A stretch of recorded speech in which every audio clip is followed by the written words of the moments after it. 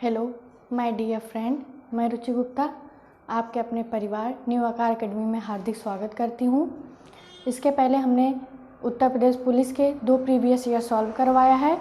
वो था 28 जनवरी 2019 का। प्रथम पाली और द्वितीय पाली हो चुका है। आज हम अगला प्रीवियस ईयर लेकर आए हुए हैं। कोई भी एग्ज़ाम देने के पहले उसका पैटर्न क्या होता है, उसका सिलेबस क्या होता है, कैसे क्वेश्चन आते हैं, ये सब जानना बहुत ज़रूरी होता है। और आज हम अगला प्रीवियस ईयर लेकर आए हैं। हम एक एक क्वेश्चन को बहुत अच्छे तरीके से करवाएंगे, आप इसको ज़रूर देखें। हम बढ़ते हैं अपने क्वेश्चन की ओर, देखते हैं। हम एक एक क्वेश्चन करवाएंगे, उसको ज़रूर देखें। इसी के आधार पर सारा क्वेश्चन बनता है, इसलिए सब प्रीवियस ईयर सॉल्व करना बहुत ज़रूरी होता है। हम बढ़ते हैं अपने क्वेश्चन की ओर। हमारा पहला क्वेश्चन ये है, 2017 का साहित्य अकादमी पुरस्कार किस लेखक को दिया गया है? हमारा पहला ऑप्शन है रामदरस मिश्र को, रमेश कुंतल मेघ को, रमेश चंद्र शाह को, मृदुला गर्ग को। हमें 2017 का साहित्य अकादमी पुरस्कार मिला है रमेश कुंतल मेघ को। उनकी कौन सी रचना है? विश्व मिथक सरित सागर के लिए दिया गया है।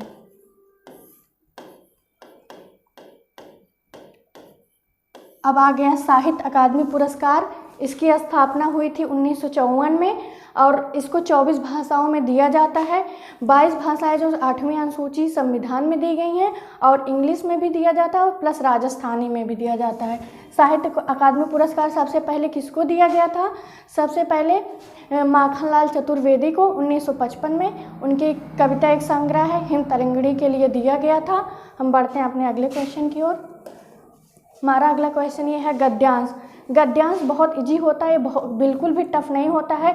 अगर इसको हम एक बार आराम से पढ़ेंगे और जो जितना भी क्वेश्चन होता है इसका सारा आंसर इसी में छिपा होता है। इसको बहुत करने में कठिनाई नहीं होता है, बहुत इजी तरीके से इसको हम कर सकते हैं। इसमें 5 क्वेश्चन बनते हैं, ये 5 नंबर एकदम फ्री के देते हैं। आइए हम पढ़ते हैं हमारा गद्यांश क्या है। नीचे दिए गए गद्यांश के बाद प्रश्न 2 से 6 दिए गए हैं।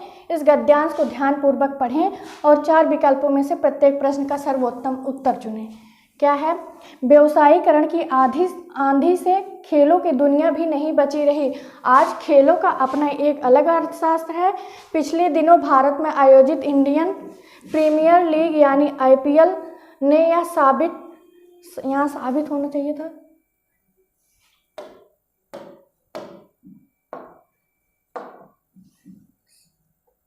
साबित कर दिया कि खेलों का बाजारीकरण किस हद तक किया जा सकता है, यह कितने भारी लाभ का सौदा है। हालांकि पहले ही क्रिकेट से पैसों की भरमार रही है, लेकिन IPL ने इस खेल की अर्थव्यवस्था को ऐसा विस्तार दिया है कि इसका असर लंबा समय तक बना रहेगा।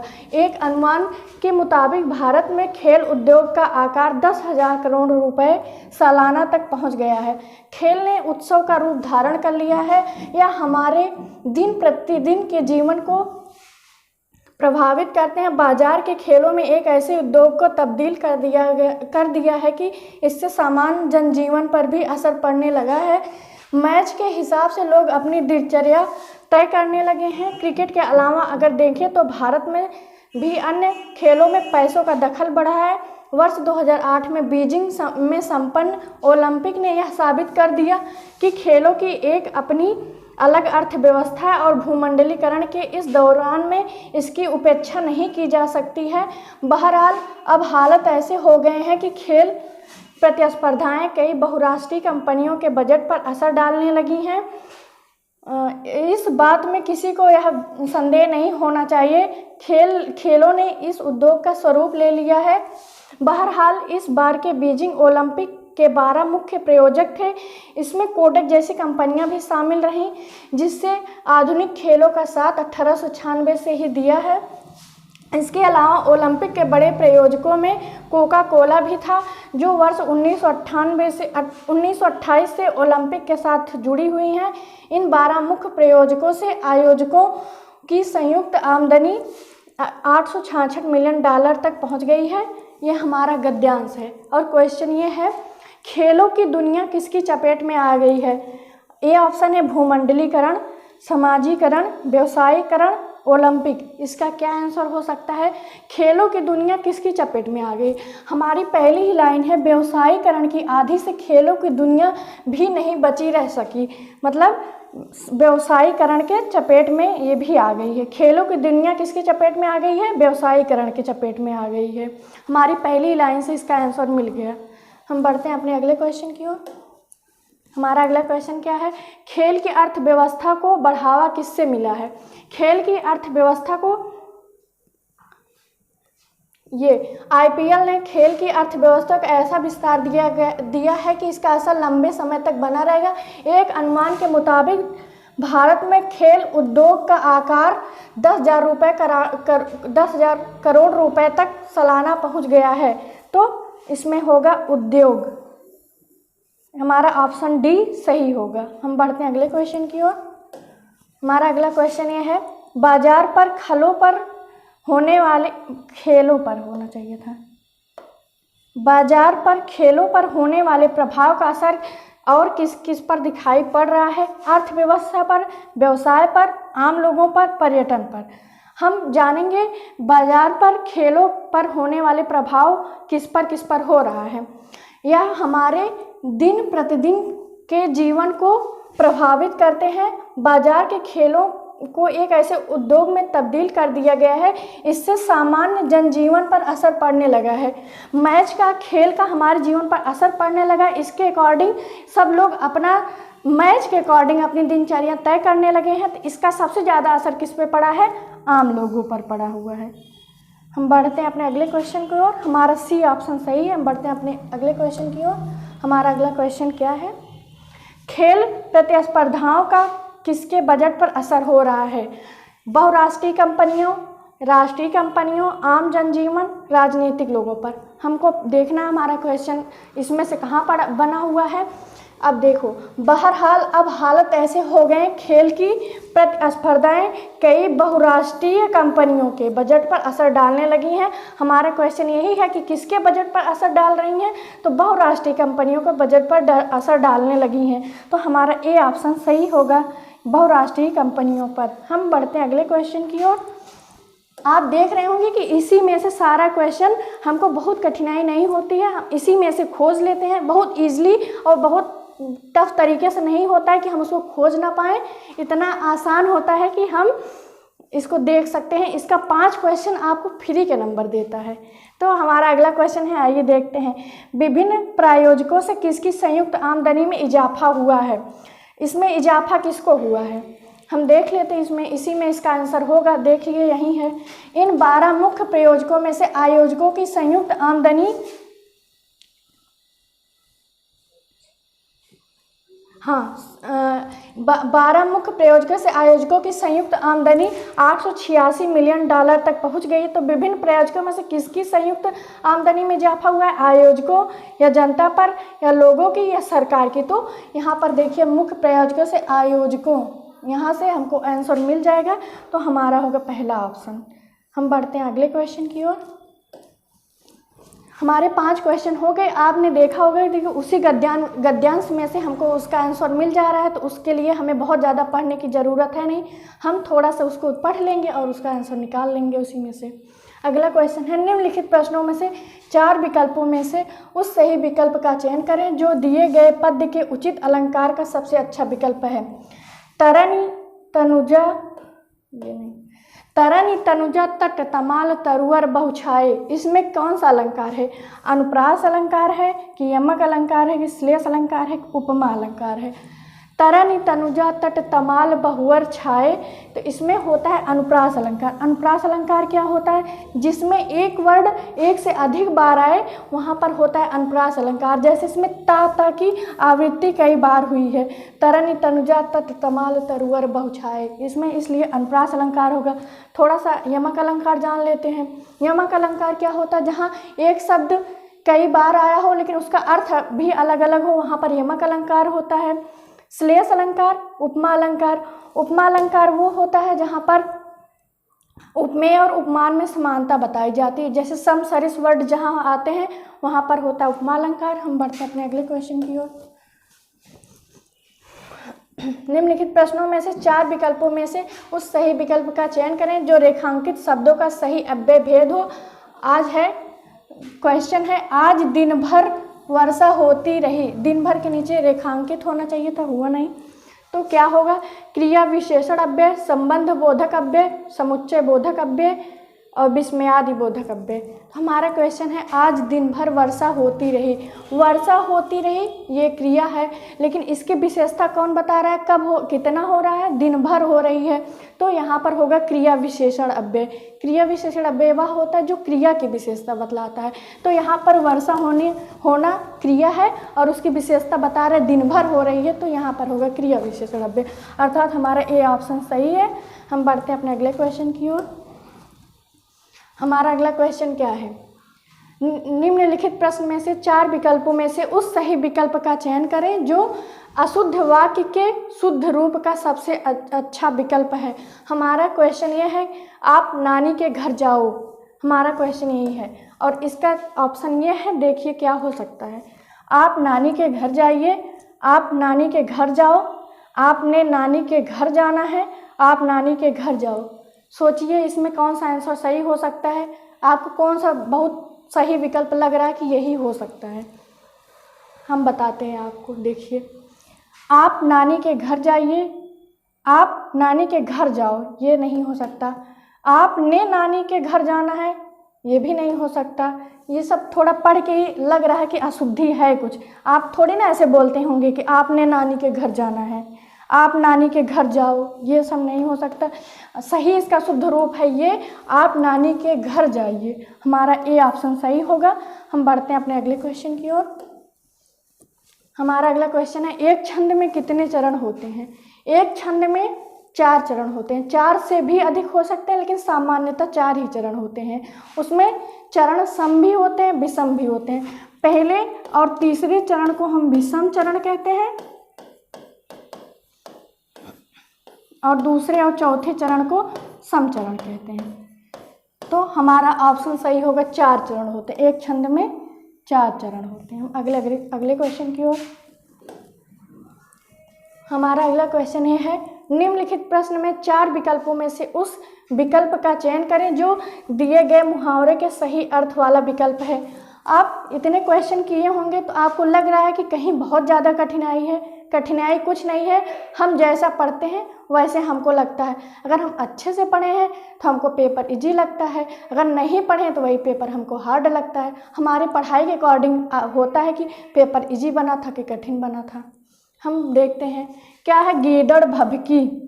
गीदड़ भभकी क्या होता है? कोरी धमकी होता है, विरोध करना होता है, धूर्त व्यक्ति होता है, आरोप लगाना होता है। गीदड़ भभकी, यही गीदड़ नाम से ही लग रहा है कि इसके धमकी में कोई दम ही नहीं है। कोरी धमकी कि विरोध करना, धूर्त व्यक्ति, आरोप लगाना। गीदड़ भभकी मतलब कोरी धमकी, केवल धमकी मात्र है, इसकी धमकी में कोई दम नहीं है। विरोध करना मतलब सिर उठाना। धूर्त व्यक्ति मतलब धोखेबाज व्यक्ति की तरह होता है थोड़ा।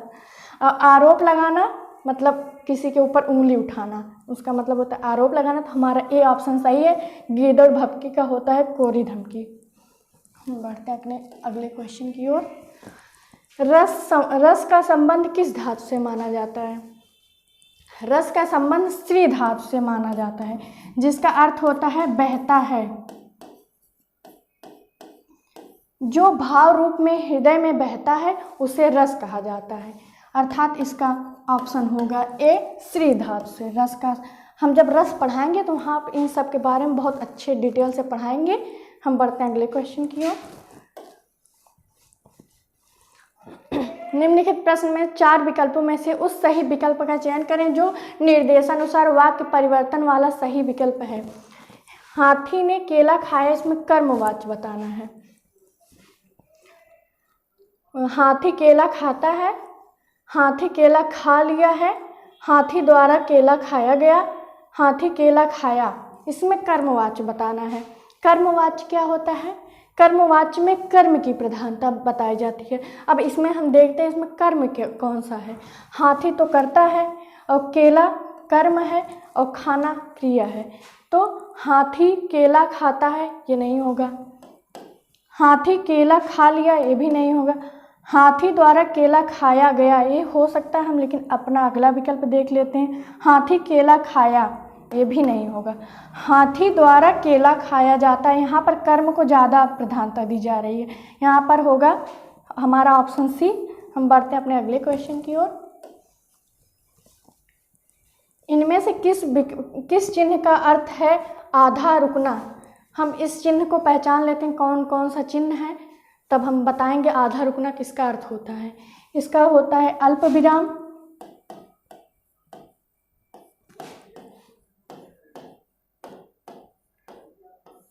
ये है अर्ध विराम,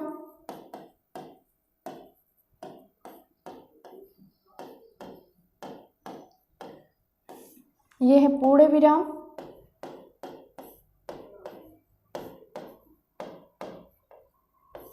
और ये है विस्मय बोधक।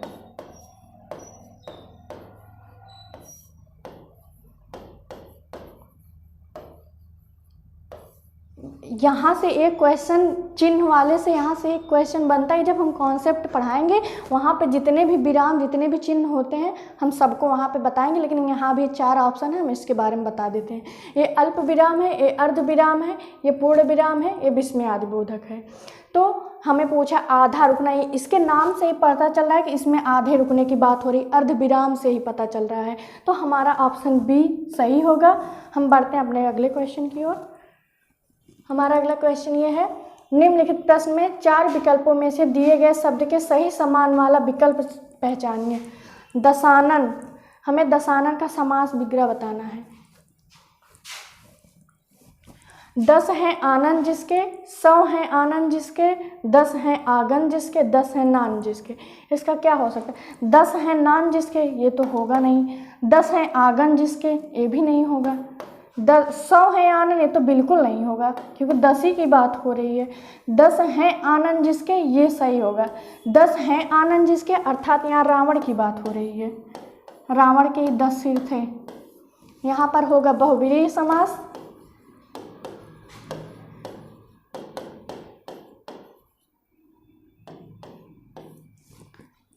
दशानन का हो गया 10 हैं आनन जिसके अर्थात रावण, यहाँ पर होता है बहुव्रीहि समास।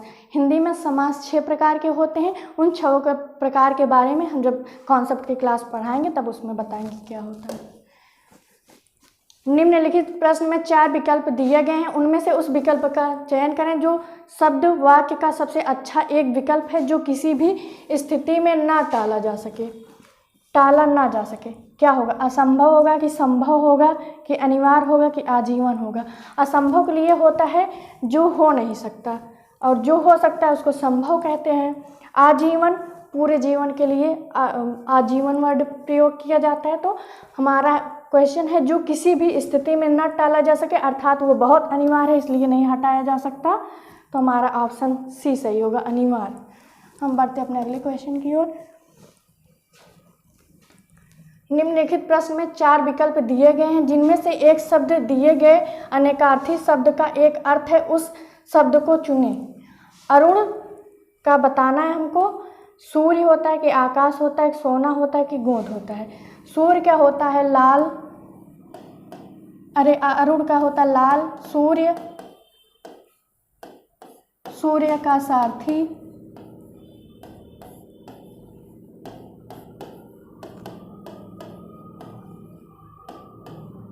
इत्यादि।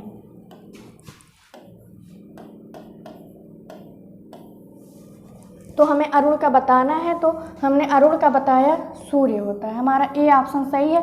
आकाश का होता है नभ, गगन, अंबर, ये सब आकाश का होता है। सोना का होता है स्वर्ण, स्वर्ण होता है, हिरण्य होता है, कंचन होता है, ये सब सोना का होता है।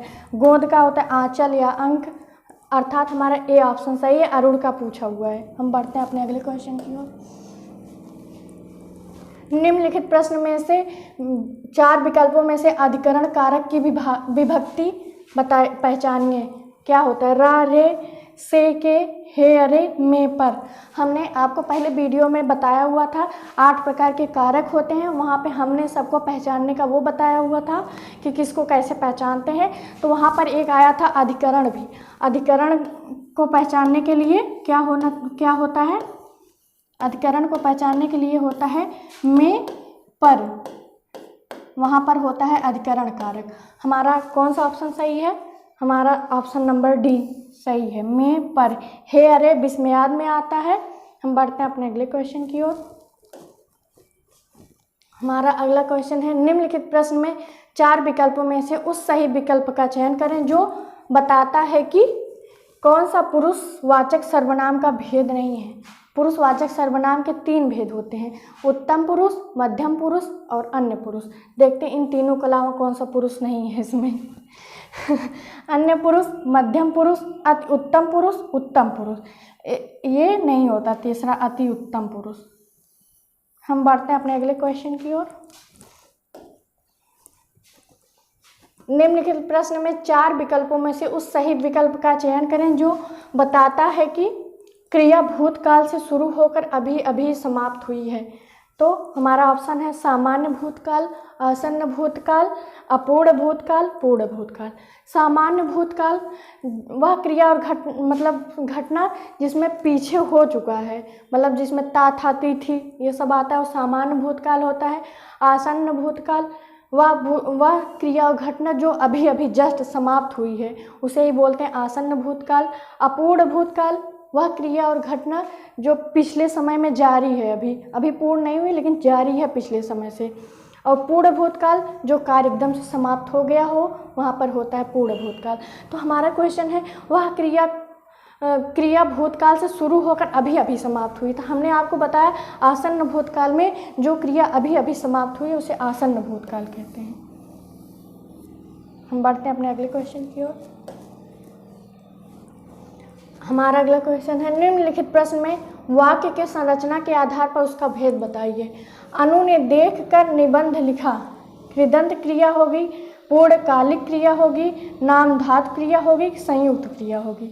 तो अनु ने देख कर निबंध लिखा, अनु ने पहले देखा तब निबंध लिखा। तो ऐसा किस में होता है? पूर्णकालिक क्रिया में होता है कि एक कार्य तुरंत समाप्त होने के बाद दूसरा कार्य होता है। तो अनु ने देख कर निबंध लिखा, तो अनु ने पहले देखा तब निबंध लिखा है। तो हमारा ऑप्शन नंबर बी सही होगा, पूर्णकालिक क्रिया। आप देख रहे होंगे कितना इजी होता है पुलिस का एग्ज़ाम। हम अगर थोड़ा भी ध्यान दे देंगे हिंदी में तो 37 के 37 क्वेश्चन सही कर सकते हैं, बहुत बड़ी बात नहीं है। हम बढ़ते हैं अपने अगले क्वेश्चन की ओर। हम जितना एफर्ट मैथ, रीजनिंग, जीएस में लगाते हैं उतना अगर हम थोड़ा सा भी हिंदी में लगा देंगे तो हम 37 के 37 क्वेश्चन सही कर सकते हैं। तो हम देख लेते हैं इसी के आगे की अगला क्वेश्चन क्या है हमारा। निम्नलिखित प्रश्न में 4 विकल्प दिए गए हैं, जिनमें से उस विकल्प का चयन करें जो दिए गए शब्द का सही स्त्रीलिंग है। प्रबंधकर्ता का बताना है, प्रबंधकार्ती होता है कि प्रबंधकीन होता है कि प्रबंधकर्ती होता है कि प्रबंधकार्ती होता है। तो प्रबंधकर्ता का सही होता है प्रबंधकर्ती, अर्थात हमारा सी ऑप्शन सही है। हम बढ़ते हैं अपने अगले क्वेश्चन की ओर। हम बस आपको प्रीवियस ईयर के क्वेश्चन दिखाने मात्र लाए हैं कि इसको देख लीजिए कि इसका क्वेश्चन कैसे बनता है, उसी के आधार पर हमने दिखा दिया है। फिर जब हम कॉन्सेप्ट की क्लास करेंगे तब सब कुछ हम अच्छे से डिटेल में जानेंगे। और देखिए क्या है अगला क्वेश्चन। नीचे दिए गए शब्द का सही बहुवचन रूप वाला विकल्प पहचानिए। नेता का बताना है, नेते होगा कि नेतो होगा कि नेताओं होगा कि नेता होगा। आप ये एक चीज़ जान लीजिए कि नेता का एक वचन बहुवचन दोनों एक ही जैसा होता है। नेता का हमेशा नेता ही होता है, इसका कोई बहुवचन नहीं बनता है।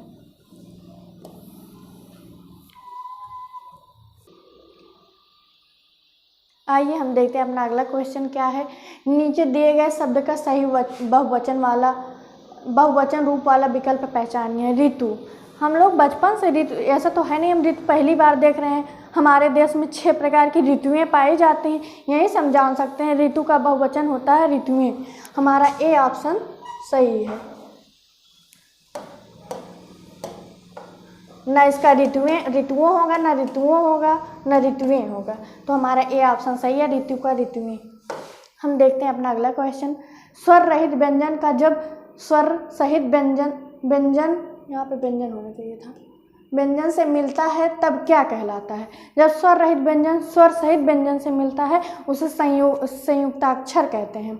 न द्वित्व होता है, न तालव्य होता है, न स्वतंत्रीय होता है, स्वर तंत्रीय होता है। संयुक्ताक्षर में क्या क्या आता है? ये 4 प्रकार का होता है। स्र, श,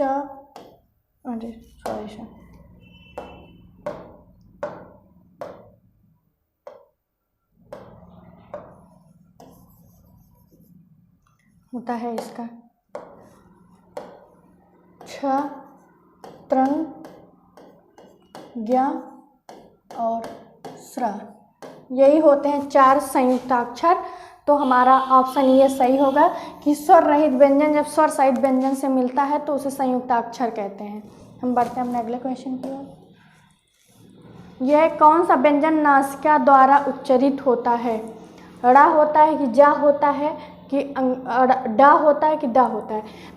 ये 5 प्रकार का होता है। जो नाक के द्वारा बोला जाता है वो होता है अंग्या, अड़ा, नहीं सॉरी ये अंग्या, इया, अड़ा, ना, मा, ये 5 ऐसे अक्षर होते हैं जिनको नाक के द्वारा बोला जाता है। तो हमारा क्वेश्चन है कौन सा व्यंजन नासिका द्वारा उच्चारित होता है? तो इसमें देख लीजिए कौन सा ऑप्शन मिल रहा है। तो अड़ा, अड़ा हमने बताया तो हमारा ए ऑप्शन सही होगा। अड़ा जो नाक के द्वारा उच्चारित किया जाता है, नासिका से उच्चारित होता है इसका। निम्न वाक्य विशेषण की किस अवस्था में है? या करेला कड़वा है, इसका बताना है कौन सी अवस्था में है। उत्तरावस्था है कि मूलावस्था है कि उत्तमावस्था है कि अधिकावस्था है? तो करेला कड़वा है, ये इसके मूलावस्था में है। जब हम किसी चीज़ की मतलब दूसरे से उसके गुण और धर्म से तुलना ना कर सके तो जान लो अपने मूल ही अवस्था में है। तो इसमें केवल ये इसी की विशेषता बता रहा है, करेला कैसा है, कड़वा है। इसमें किसी की विशेषता किसी और से नहीं की करी जा रही, तो हमारा इसका ऑप्शन होगा बी, मूलावस्था। हम बढ़ते हैं अपने अगले क्वेश्चन की ओर। तुलसीदास द्वारा रचित प्रसिद्ध महाकाव्य क्या है? तुलसी द्वारा रचित, इसको तो हम बहुत बचपन से ही पढ़ रहे हैं कि तुलसीदास द्वारा रचित कौन सा है महाकाव्य? रामचरितमानस। कितना इजी क्वेश्चन है ये इसको सबको पता होना चाहिए कि तुलसीदास द्वारा रचित महाकाव्य है रामचरितमानस। रामचंद्रिका है केशवदास का। अखरावट है, ये अखरावट याद नहीं आ रहा। हम बढ़ते हैं अगले क्वेश्चन की ओर। रंगभूमि किस प्रसिद्ध लेखक द्वारा रचित उपन्यास है? प्रेमचंद, हरिशंकर परिस्यायी है, पीरसाई लिख दिया गया। धर्मवीर भारती, विष्णु शर्मा। रंगभूमि है मुंशी प्रेमचंद की, अर्थात हमारा ए ऑप्शन सही है। हम बढ़ते हैं अपने अगले क्वेश्चन की ओर। हमारा अगला क्वेश्चन देखते हैं क्या है।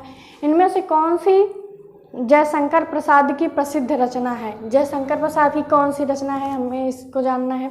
परिमल, नीरजा, कामायनी, अनामिका। परिमल है सूर्यकांत त्रिपाठी निराला की, नीरजा है महादेवी वर्मा की, अनामिका भी है सूर्यकांत त्रिपाठी निराला की, अर्थात हमारा सी ऑप्शन सही है जो कामायनी है। कामायनी जयशंकर प्रसाद द्वारा रचित है। हम बढ़ते हैं अपने अगले क्वेश्चन की ओर। देखिए हमारा अगला क्वेश्चन क्या है। निम्नलिखित प्रश्न में से 4 विकल्पों में से उस विकल्प का चयन करें जो सही संधि विच्छेद वाला विकल्प है। धर्मात्मा का हमें संधि विच्छेद बताना है। क्या होता है? धर्मा प्लस आत्मा कि धर्म प्लस आत्मा कि धर्मा प्लस तमा, धर्मा प्लस तमा। तो इसका क्या होगा? इसका सही संधि विच्छेद होगा धर्म प्लस आत्मा, धर्म प्लस आत्मा। इसमें आ प्लस आ मिलके बड़ा आ बन रहा है, तो यहाँ पर होगा दीर्घ स्वर संधि। संधि वंधि के बारे में जब कॉन्सेप्ट की क्लास हम पढ़ाएंगे तो वहाँ संधि कितने प्रकार का होता है, उसको कैसे पहचानते हैं, वहाँ पे हम सब कुछ बताएंगे। आज तो केवल प्रीवियस ईयर है, हमारा क्वेश्चन यहीं से बनता है, वही बस आप देख लीजिए। हम बढ़ते हैं, इसका ऑप्शन नंबर बी सही होगा, धर्म प्लस आत्मा। हम बढ़ते हैं अपने अगले क्वेश्चन की ओर। निम्नलिखित प्रश्न में 4 विकल्पों में से उस विकल्प का चयन करें जो दिए गए शब्द का सही समान अर्थ वाला शब्द है। हमें बताना है कौशल का सही समान अर्थ क्या हो सकता है। दक्षता हो सकता है, कि निपुण हो सकता है, ज्योत्सना हो सकता है, चपल हो सकता है। तो कौशल का अर्थ ही होता है दक्षता, किसी चीज़ में निपुण, मतलब वो इस चीज़ में कौशल है, कुशल है, दक्ष है। तो हमारा ए ऑप्शन सही होगा। ना निपुण होगा, ना ज्योत्सना होगा, ना चपल होगा। चपल में चंचल होता है। हम बढ़ते हैं अगले क्वेश्चन की ओर। निम्नलिखित में से 4 विकल्पों में से उस विकल्प का चयन करें जो सही विकल्प है। अवगुण शब्द में डैश डैश उपसर्ग है। अवगुण शब्द में हमें बताना है कौन सा उपसर्ग है। उपसर्ग वही होते हैं जो शब्द के पहले लगते हैं, और प्रत्यय वो होते हैं जो शब्द के बाद में लगते हैं। तो हमें बताना अवगुण में क्या लगा हुआ है, उपसर्ग में क्या लगा हुआ है। गुण लगा हुआ है, कि आ लगा है, कि अव लगा है, कि ड़ा लगा है। तो हमने बताया कि उपसर्ग में जो शब्द के आगे लगता है वही उपसर्ग होता है। तो गुण में अव उपसर्ग लगा हुआ है, अव प्लस गुण।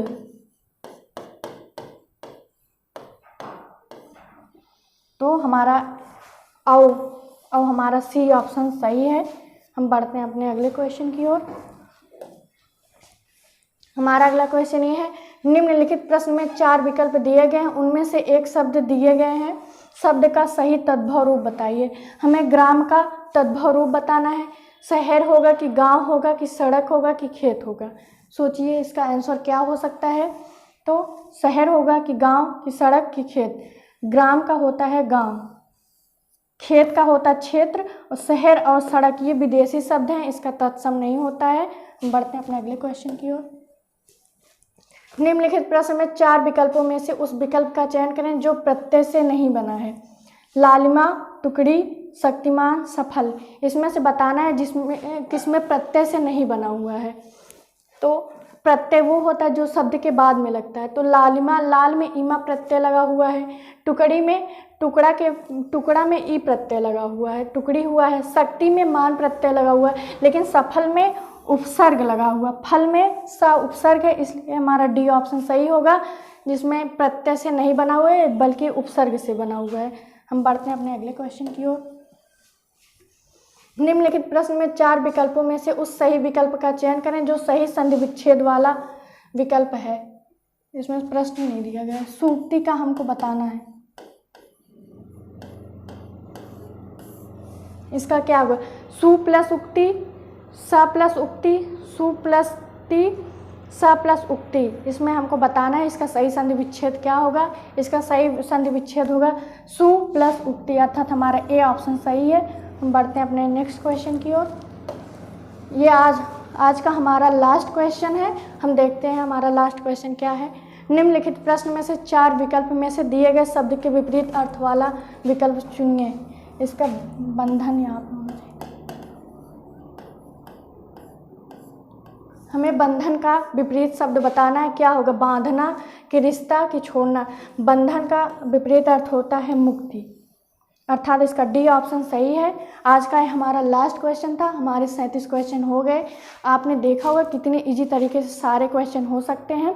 इसमें बहुत कठिनाई वाली बात नहीं है। अगर हम थोड़ा भी हिंदी पे ध्यान देंगे तो हमारे 37 के 37 क्वेश्चन हो सकते हैं। अगर हमारा वीडियो आपको पसंद आया होगा तो लाइक, शेयर और सब्सक्राइब करना ना भूलें। धन्यवाद।